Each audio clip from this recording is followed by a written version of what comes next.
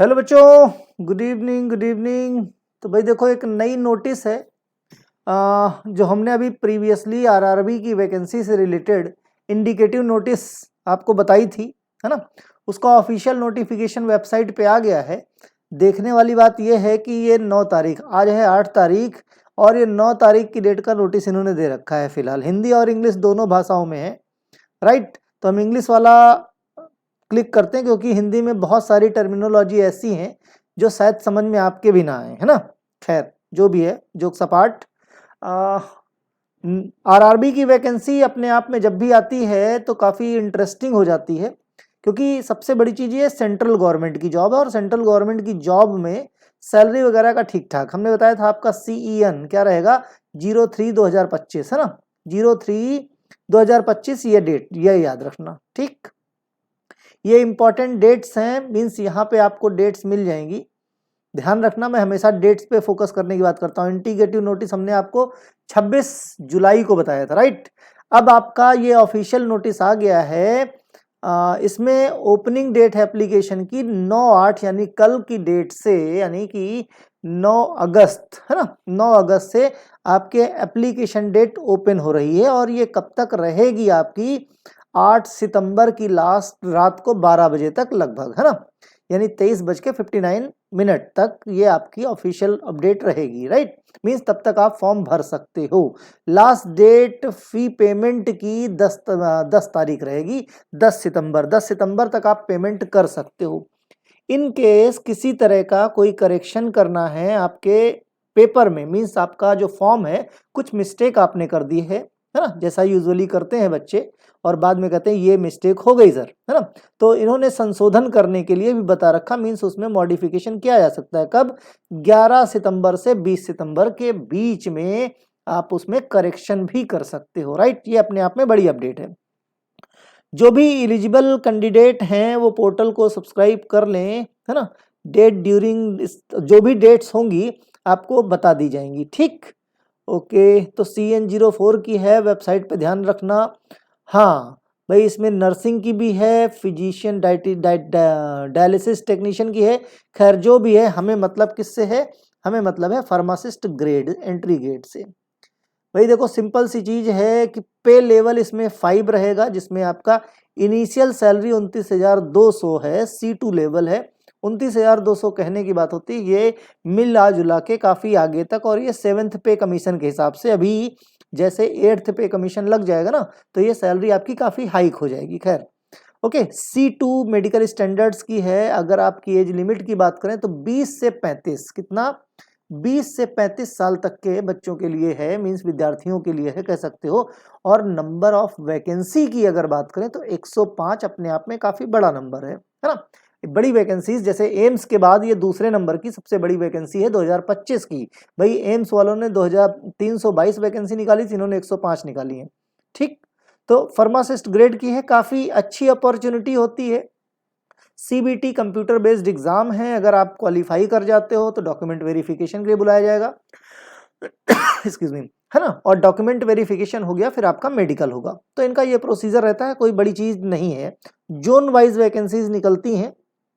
Central government की है, transferable job है, काफी अच्छी अपॉर्चुनिटी मेरे हिसाब से, मैं मानता हूं इसको, है ना। अगली डेट की बात की जाए, अगले तो इसमें अच्छा, फीस भी इसकी बहुत बढ़िया है। अनरिजर्व की 500 रुपये, और रिजर्व में है तो 250 रुपये, ठीक है।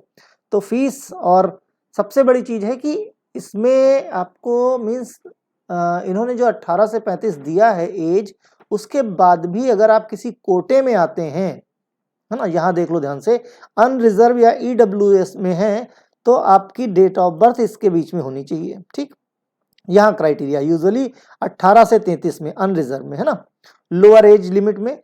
तो कहने का मतलब देखो ध्यान से, 20 से 40 तक अगर आप कैटेगरी में हैं तो 20 से 40 साल तक की उम्र के बच्चे भी इसमें अप्लाई कर सकते हैं, जो काफी की बड़ा है ना। SC ST कैंडिडेट को 5 साल के लिए दिया जाए, 5 साल का एज में रिलैक्सेशन दिया जा रहा है। OBC कैंडिडेट की बात करें तो 3 साल का एज रिलैक्सेशन दिया जा रहा है। फिर बाकी अलग अलग क्राइटेरिया है, 10-10 साल तक का भी देखो यहाँ पे, है ना। PWBD कैटेगरी में 10 साल तक का जो है एज रिलैक्सेशन दिया जा रहा है ना, जो कि काफी बड़ा है।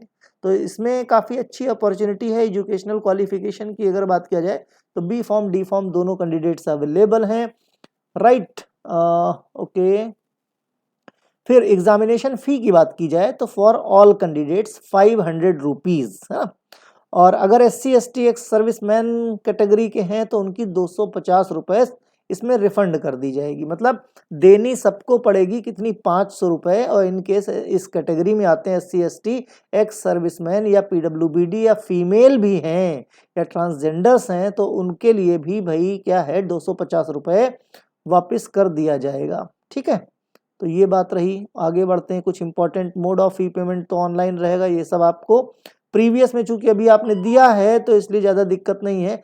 जहाँ तक सिलेबस की बात करें तो सिलेबस सेम रहेगा जो लास्ट टाइम हमने पढ़ाया था, है ना। और अभी तो लाइव क्लास भी हमारी स्टार्ट हो गई है, नए बैचेज स्टार्ट हो गए हैं, स्पेशली RRB का बैच स्टार्ट हो गया है। कोई भी अगर इंटरेस्टेड बच्चा है और वाकई में सिलेक्शन चाहता है तो AV chemistry classes play store से डाउनलोड कर सकता है, राइट।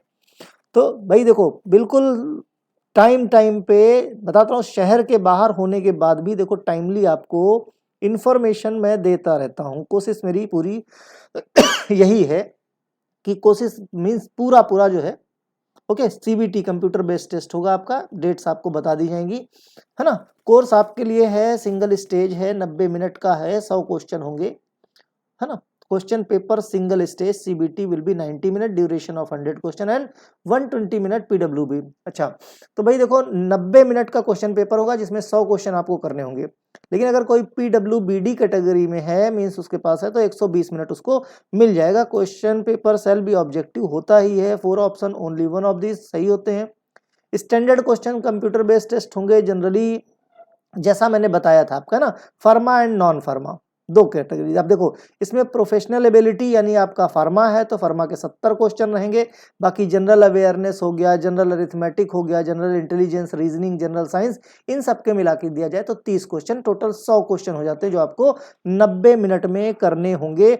और सबसे बड़ी चीज की अब तक की मीन्स कहने का मतलब इसकी इनकी जो निगेटिव मार्किंग है ना वो सबसे ज्यादा होती 1/3, यानी अगर आपको 1 नंबर मिलता है तो, और अगर सही करते हो तो 1 नंबर, और अगर आप गलत करते हो तो 0.33 नंबर आपके ये काट लिए जाते हैं, मीन्स काफी ज्यादा। तो इसमें सबसे ज्यादा आपको जो प्रैक्टिस करनी पड़ती है वो ये है कि आपके क्वेश्चन निगेटिव में ना जा पाए, है ना। तो सिलेक्शन का सबसे सही तरीका यही है।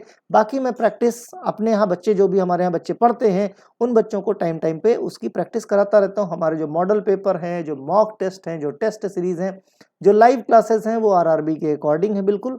तो किसी को भी अगर सिलेक्शन वाकई में चाहिए तो सिंपल प्ले स्टोर में जाइए, AV केमिस्ट्री क्लासेस का एप्लीकेशन आप डाउनलोड कर सकते हैं और वहां से डाउनलोड करके आप RRB का बैच सेलेक्ट कर सकते हैं। बैच ओपन करके देखने के कोई चार्ज नहीं होते, तो वो आप ओपन करके देख सकते हो, है ना। चलो भाई, कोई और इन्फॉर्मेशन होगी इसको डिटेल में एक बार मैं अपने डेस्टिनेशन पे पहुंच जाऊं तो फिर इसके डिटेल में वीडियो बना के आपसे फिर से मुलाकात होगी। फिलहाल मीनवाइल आप लोग कोर्स लेके पढ़ाई शुरू कर सकते हो। Okay, till then good night, bye bye.